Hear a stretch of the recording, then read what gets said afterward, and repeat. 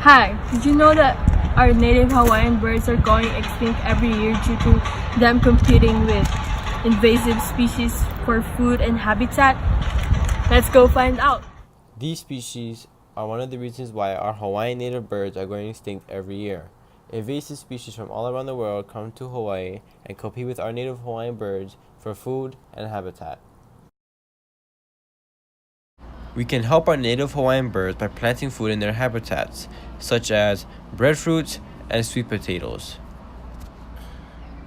We can help our native Hawaiian birds by stop introducing invasive species to Hawaii, such as mongoose, snakes, and help by dumping out water filled with mosquitoes.